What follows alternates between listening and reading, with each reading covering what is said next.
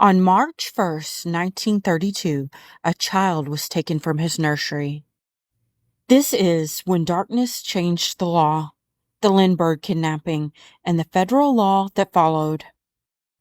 The case began near Hopewell, New Jersey, at the home of Charles and Ann Morrow Lindbergh.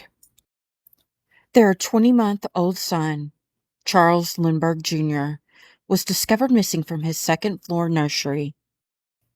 On the windowsill, investigators found a ransom note demanding $50,000.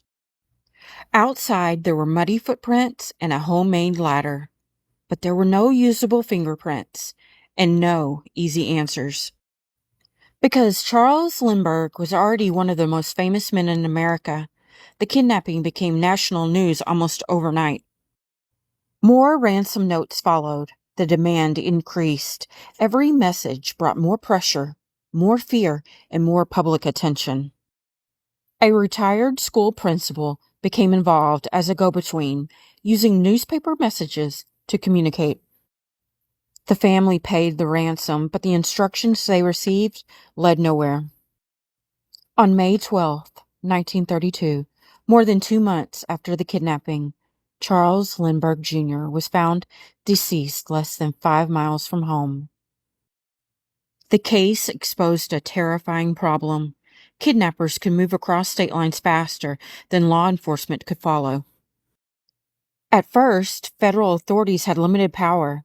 The FBI could assist, but kidnapping was still mostly treated as a state and local crime.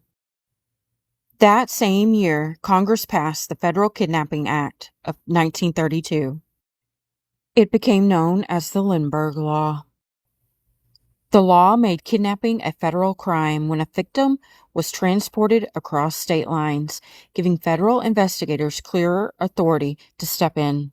A child was taken, a family was shattered, a nation watched, and out of that darkness came a law that changed kidnapping investigations forever.